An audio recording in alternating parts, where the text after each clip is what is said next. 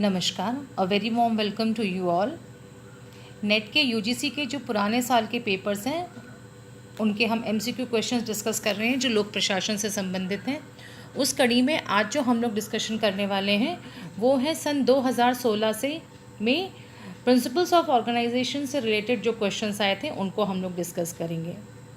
आप लोगों की जानकारी के लिए मैं पुनः बता दूं कि सन 2016 में प्रिंसिपल ऑफ ऑर्गेनाइजेशन यानी संगठन के सिद्धांत से संबंधित बहुत सारे क्वेश्चंस इस टॉपिक से आए थे और यही कारण है कि हम इसी पेपर को पिछले 3-4 सीरीज से हम लोग वीडियोस से हम लोग इसको डिस्कस कर रहे हैं। तो लेट्स स्टार्ट। आज के जो हम लोग क्वेश्चंस को डिस्कस करेंगे उसमें 3-4 चीज़ों पे हम लोग खास ध्यान देंगे। सबसे पहले तो हम लोग इस बात को देखेंगे कि क्वेश्चन का डिफ़िकल्टी लेवल क्या है, whether it is easy, medium और डिफ़िकल्ट। इसके बाद what is the right answer and what will be the right explanation for it. जो सही आंसर है उससे संबंधित कुछ और जानकारी, इसके अलावा जो मेन क्वेश्चन है उससे संबंधित कुछ और जानकारी मैं आप लोगों के साथ साझा करूंगी ताकि आप लोगों का इस पर्टिकुलर टॉपिक पे और ज़्यादा आप लोगों को जानकारी मिल सके और उससे संबंधित कोई सा भी क्वेश्चन अगर घुमा फिरा कर भी आता है तो it will be easy for you to attempt. Apart from that आप एक दूसरी चीज़ों को कोरिलेट कर सकेंगे। So it's a win win situation for you. Let's start. The very first question says, सबसे पहला क्वेश्चन कहता है नेतृत्व सिद्धांतों के विकास को आरोही कालक्रम के अनुसार व्यवस्थित कीजिए। Chronologically arrange the development of leadership theories in ascending order. Transactional leadership, great man theory, contingency theory या बिहेवियरल थ्योरी।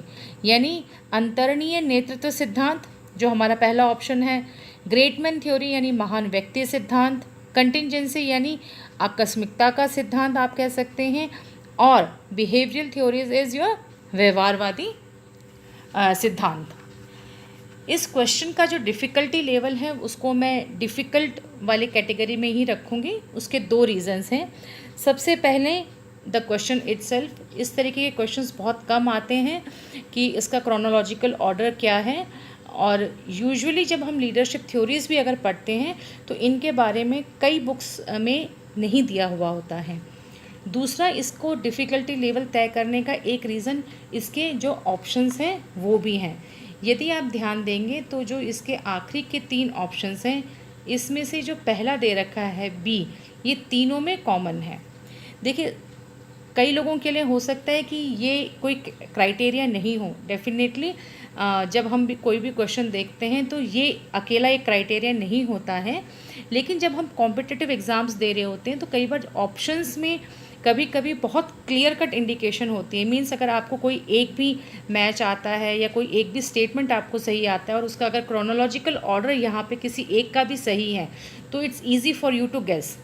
लेकिन यहाँ पे चूँकि 3 ऑप्शंस जो हमारे सामने दे रखे हैं वो काफ़ी कुछ सिमिलर हैं, और इनमें से भी जो थर्ड और फोर्थ ऑप्शन है उसमें से बी और जो लास्ट का ऑप्शन है ए, ये एक जैसा है। So it is a bit of confusing and challenging also.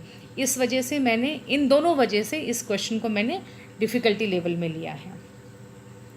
देखिए, जो लीडरशिप थ्योरीज थी, जो नेतृत्व के सिद्धांत थे, इसमें सबसे पहले एज यू ऑल नो, और अभी जो आपने ऑप्शंस देखे हैं उससे भी क्लियर होता है, जो ग्रेट मैन थ्योरी जिसको हम लोग कहते हैं महान व्यक्ति का सिद्धांत, that was the first theory.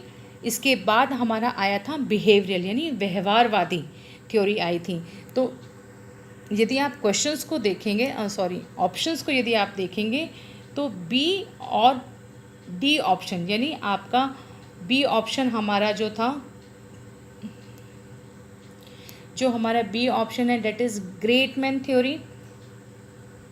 इसके बाद है हमारा ऑप्शन डी जो कहता है बिहेवियरल थ्योरी, और इसके बाद अगर कालानुक्रम के अनुसार हम देखते हैं तो वो आता है सी, डेट इज़ कंटिजेंसी थ्योरी। इसको हम आकस्मिकता का सिद्धांत या फिर कई जगह आप परिस्थितिजन्य सिद्धांत भी इसको बोलते हैं, क्योंकि कंटिजेंसी थ्योरी को कहीं कहीं सिचुएशनल थ्योरी भी इसके लिए शब्द इस्तेमाल किया जाता है। और इसके बाद लास्ट जो कि हमारे सामने ऑप्शन है that is a, transactional theory. Let's have a quick revision. जो लीडरशिप की थ्योरीज़ हैं वो बहुत सारी हैं। यदि आप बुक्स में देखेंगे या इवन आप अगर गूगल पे भी जाते हैं तो कई जगह 4 दे रखी हैं, कहीं 5 है, कहीं 6 हैं। लेकिन हमारे लिए इम्पॉर्टेंट है उसकी क्रोनोलॉजी की देखना कि उसका काल अनुक्रमणानुसार हम लोग उसको गेस कर सकें। The very first theory is the great man theory, behavioural theories, contingency theory, charismatic leadership theory और ट्रांजैक्शनल लीडरशिप थ्योरी। ये 4-5 थ्योरीज ऐसी हैं जो आपको सब जगह देखने को मिलती हैं, with trade theory and transformational theory also. तो हमारा जो सही आंसर है वो है ऑप्शन 3, जिसमें great man theory, behavioural theory, contingency theory और ट्रांजैक्शनल लीडरशिप थ्योरी के बारे में हम लोग बात करते हैं। इसी क्वेश्चन से रिलेटेड मैं आपको थोड़ी सी और जानकारी दे देती हूँ।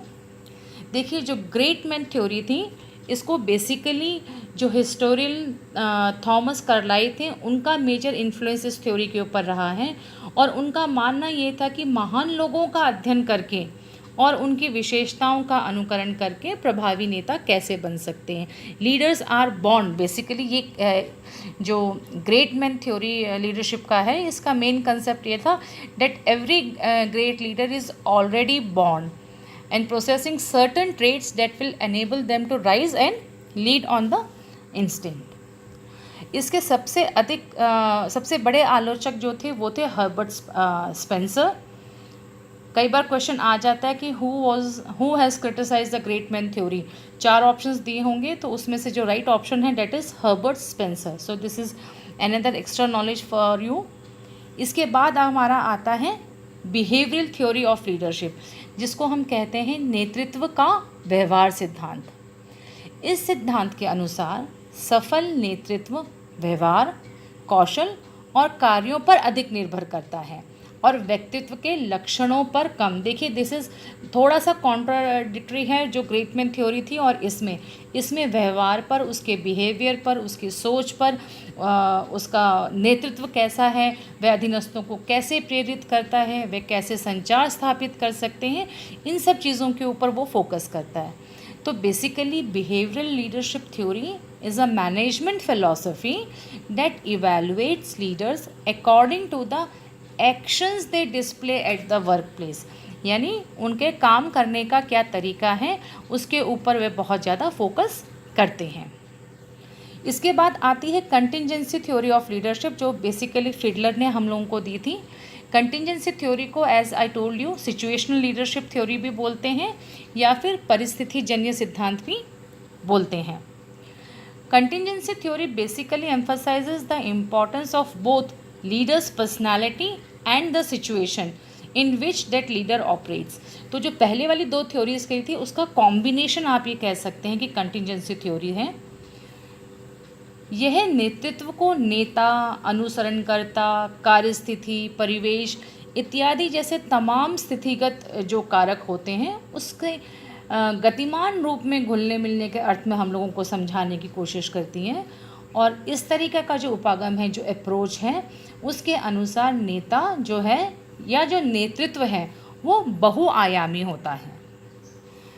लास्ट में हम लोग एक बार डिस्कस करना चाहेंगे transactional leadership theory. Basically, transactional leadership theory involves motivating and directing followers primarily through appealing to their own self-interest। इसमें देखिए 2-3 चीज़ें बहुत इंपॉर्टेंट है। सबसे पहले it involves motivating, second it involves directing the followers, और तीसरी मेन चीज़ है it focuses on own self-interest। तो ये 3 चीज़ें मेन है, आप स्लाइड के ऊपर भी देख सकते हैं, you can make a guess over it. तो बेसिकली इसका अगर हम लोग क्रोनोलॉजिकल असेंडिंग ऑर्डर में देखें तो सबसे पहले हमारे पास आता है महान व्यक्ति का सिद्धांत, इसके बाद आता है व्यवहारवादी सिद्धांत, और इसके बाद आती है आपकी आकस्मिकता का सिद्धांत, कंटिजेंसी थ्योरी आप जिसे कहते हैं, और लास्ट में आता है अंतरणीय नेतृत्व सिद्धांत जिसको हम ट्रांजैक्शनल लीडरशिप थ्योरी बोलते हैं। Coming to the very next question, जो सेकेंड क्वेश्चन है ये हर्जबर्ग की जो 2 फैक्टर थ्योरी है उससे संबंधित क्वेश्चन है।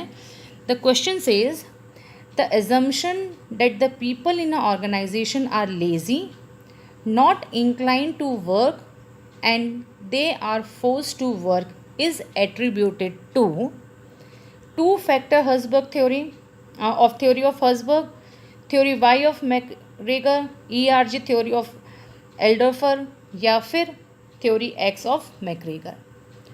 क्वेश्चन ये कहता है कि यह धारणा कि संगठन में लोग आलसी होते हैं, वे कार्य नहीं करना चाहते और उन्हें कार्य करने के लिए बाध्य किया जाता है, निम्नलिखित में से किससे संबंधित है?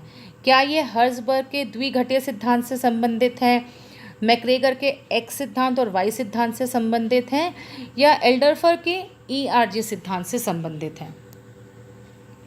हम सभी जानते हैं कि हर्ज़बर्ग की जो टू फैक्टर थ्योरी थी, जो द्विघटीय सिद्धांत जिसे हम कहते हैं, उसमें बेसिकली उन्होंने दो चीज़ों पे एम्फसाइज़ किया था, सेटिस्फायर्स एंड डिससेटिस्फायर्स। उनका कहना था कि कुछ घटक ऐसे होते हैं जिससे व्यक्ति सेटिस्फाई होता है और कुछ घटक होते हैं जिससे डिससेटिस्फाई नहीं होता। उन्होंने ये कहीं पे भी जिक्र नहीं किया है कि लोगों को कार्य करने के लिए बाध्य किया जाता है, जैसा कि हमारा क्वेश्चन कह रहा है। तो जो फर्स्ट ऑप्शन है हमारा कि हर्ज़बर्ग का द्विघटीय सिद्धांत क्या इस बात का समर्थक है, then it is a simple no.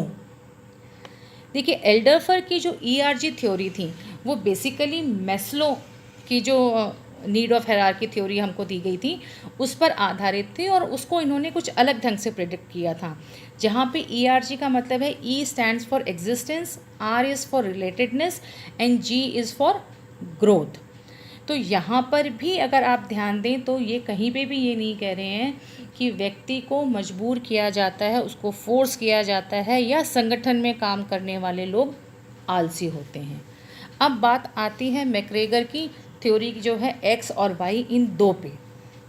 McGregor की x theory is a bit of pessimistic और वाई थ्योरी थोड़ी सी ऑप्टिमिस्टिक है। या फिर आप ये कह सकते हैं कि जो थ्योरी एक्स थी वो ये कहती है कि व्यक्ति कोई भी काम नहीं करना चाहता, वो आलसी होता है, उसका मन कहीं नहीं लगता है। जबकि उनकी जो दूसरी थ्योरी थी, थ्योरी वाई, वो कहते हैं कि नहीं, व्यक्ति काम करना चाहता है, उसे काम करने से खुशी मिलती है, ही कैन बी मोटिवेटेड। तो ये दो अपोजिट फैक्टर्स थे, and it is a very, अगर इस क्वेश्चन को हम ले तो ईजी कैटेगरी में जाता है, क्योंकि मैकग्रेगर की जो एक्स और वाई थ्योरी है वो एक दूसरे को कॉन्ट्राडिक्ट करती हैं, and it is known to everybody की जो थ्योरी एक्स थी वो थोड़ी सी पेसिमिस्टिक थी, उदासीनता की ओर थी, जो ये मानती थी कि लोग काम करना नहीं चाहते।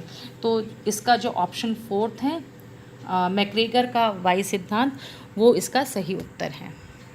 Now coming to the third question, जो हमारा थर्ड क्वेश्चन है वो कहता है लोकतांत्रिक नेतृत्व के बारे में निम्नलिखित में से क्या गलत है। यहाँ पे आप लोग दोबारा ध्यान दीजिए कि जैसे मैंने पिछले उसमें भी कहा था कि इस 2016 के क्वेश्चन में दो खास चीज़ें थी। एक तो ये कि प्रिंसिपल्स ऑफ ऑर्गेनाइजेशन से रिलेटेड बहुत सारे क्वेश्चंस आए थे, और दूसरा जो क्वेश्चन पैटर्न था इट वाज मोर ऑफ कि what is not the correct sentence, which does not match, which is not the correct match, और स्टेटमेंट सही नहीं है, और which is the incorrect one. तो बेसिकली इस तरीके के जब क्वेश्चंस आते हैं तो उसमें से जो नीचे के 4 ऑप्शंस दिए होते हैं उसमें से 3 सही होते हैं और एक गलत होता है, और हमको उस गलत वाले को ही चुनना होता है। I am repeating this thing again and again, क्योंकि कई बार ऐसा होता है कि जब हम इस तरीके के क्वेश्चंस कर रहे होते हैं तो by the time we are searching on the options we forget कि whether they are asking the correct और the incorrect one. Before jumping into the options, you should know what is basically democratic leadership, यानी लोकतांत्रिक नेतृत्व किसे कहते हैं, ये आप लोगों को जानना ज़रूरी है। So just let's have a very quick revision। लोकतांत्रिक नेतृत्व को सहभागी या फिर साझा नेतृत्व के रूप में भी जाना जाता है, और जैसा कि नाम से ही उल्लेखित होता है और क्लियर होता है, it's very easy for you to guess. इस तरीके की जो लीडरशिप का स्टाइल होता है, जो लीडरशिप होती है, जो नेतृत्व होता है, वह समूह या टीमों को निर्देशित करने का एक तरीका होता है, जिसमें समूह जो ग्रुप है, जो घटक हैं, उसमें निर्णय लेने की जो प्रक्रियाएं होती हैं उसमें सक्रिय भूमिका निभाते हैं। तो इसमें सबसे इम्पॉर्टेंट जो होती है, जो लोकतांत्रिक नेतृत्व शैली का जहाँ उपयोग किया जाता है वहाँ पर सभी लोगों को भाग लेने का अवसर मिलता है। The leaders consult their subordinates for their decisions. उन लोगों को जो उनके सबॉर्डिनेट्स हैं उनको कंसल्ट किया जाता है, उनकी सक्रिय भागीदारी रहती है। मीन्स एक तरीके से पार्टिसिपेटिव होते हैं वो लोग, है ना, जन सहभागी होते हैं। एक बार मैं वापस आपको क्वेश्चन बता देती हूँ। द क्वेश्चन सेज लोकतांत्रिक नेतृत्व के बारे में निम्नलिखित में से क्या गलत है? पार्टिसिपेटरी यानी जन सहभागिता, उत्पादन उन्मुख यानी प्रोडक्शन ओरिएंटेड, कर्मचारी उन्मुख यानी एम्प्लॉय ओरिएंटेड, या फिर ईडियोग्राफिक जिसको हम लोग बोलते हैं व्यक्तिवृत्तीय। तो अगर आप लीडरशिप ये डेमोक्रेटिक लीडरशिप की बात करते हैं तो डेमोक्रेसी से ही सीधा आपको समझ में आता है कि इट्स ऑल अबाउट पार्टिसिपेशन। तो ये पार्टिसिपेशन की बात करता है, तो ये वाला ऑप्शन तो हमारा आएगा ही नहीं। तो ये सब बात करता है कि सभी को भाग लेने का अवसर दिया जाता है। Apart from that it's also says कि जो अथॉरिटी होती है वो नीचे अपने अधीनस्थों को डेलीगेट कर दी जाती है, प्रत्यायोजित कर दी जाती है। विचार विमर्श और बहस को प्रोत्साहित भी किया जाता है और विचारों का आदान प्रदान कर और स्वतंत्र रूप से इसका आदान प्रदान किया जाता है। There is not in compulsion, कोई प्रेशर नहीं होता है, एक ओपन डिस्कशन की तरह होता है, एक ओपन पार्टिसिपेशन होती है। And they influences both up and down, ऊपर से नीचे की ओर, नीचे से ऊपर की ओर, सभी एक दूसरे को प्रभावित करते हैं। इन्फ्लुएंस जो होता है वो दोनों तरफ से प्रभावित होता है, it goes in the both the directions. और सबसे इम्पॉर्टेंट बात है कि सही ढंग से उपयोग किए जाने पर यह उत्पादकता में वृद्धि और समूह के सदस्यों को बेहतर योगदान करने की दृष्टि से किया जाता है। तो इसमें एक जो इम्पॉर्टेंट चीज़ है वो है कि परफॉर्मेंस बेस्ड रिवॉर्ड या पनिशमेंट दिया जाता है। तो इस चीज़ को हम लोग कोरिलेट कर सकते हैं प्रोडक्शन से, यानी उत्पादन उन्मुखी होता है ये भी, कि क्या प्रोडक्शन निकलनी चाहिए या फिर क्या परफॉर्मेंस की बात हम लोग कर रहे हैं। तो ये वाला जो हमारा सेकंड ऑप्शन था कि क्या लोकतांत्रिक नेतृत्व उत्पादन उन्मुखी जो ऑप्शन दे रखा है वो सही है या गलत है, तो डेफिनेटली जो लोकतांत्रिक नेतृत्व होता है वो उत्पादन उन्मुखी होता है, प्रोडक्शन ओरिएंटेड होता है। और व्यक्तिवृत्तीय इसीलिए होता है क्योंकि व्यक्ति की भागीदारी होती है, वो केंद्रित होता है, डिसेंट्रलाइज्ड होती हैं सब चीज़ें, उनकी जो इन्फॉर्मेशन होती है, जो सूचनाएं होती हैं वो लीडर और अधीनस्थों के बीच में शेयर की जाती हैं, और व्यक्ति की अपनी एक महत्व होती है, केवल लीडर का महत्व नहीं होता है। डेमोक्रेटिक लीडरशिप की बात है कि हर व्यक्ति की भागीदारी हो रही है और सक्रिय भागीदारी हो रही है। इसका जो थर्ड ऑप्शन है जो ये कहता है कि एम्प्लॉय ओरिएंटेड, यानी क्या ये कर्मचारी उन्मुख है? तो जो लोकतांत्रिक नेतृत्व है वहाँ पे कर्मचारी तो व्यक्ति आए ही नहीं, because it is not at all related to an organization, तो वहाँ पे कर्मचारी वाली बात तो आई ही नहीं। दूसरा जो हम लोगों ने अभी डिस्कस किया था उसमें कहीं पे भी ये नहीं आ रहा है कि हम किसी एक संगठन या किसी एक इंस्टीट्यूशन की बात कर रहे हैं, बात हो रही है एक लीडरशिप की, और लीडर बहुत से लोगों के लिए या बहुत सी जनता के लिए हो सकता है, जहाँ पर न केवल लीडर बल्कि जो दूसरी जनता है उनकी भी भागीदारी होती है। तो कर्मचारी वाली कोई बात है ही नहीं। तो ये वाला क्वेश्चन इजी कैटेगरी का है, कॉमन सेंस का है।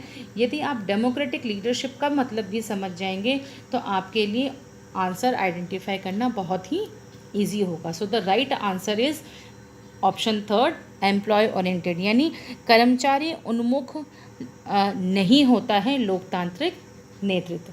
We have discussed only few questions with easy explanation and extra tips and tricks and facts I have shared with you.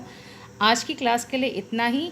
Next class में हम दूसरे साल का पेपर लेकर आएंगे और दूसरे टॉपिक्स पे बात करेंगे। Till then have a good time, keep revising.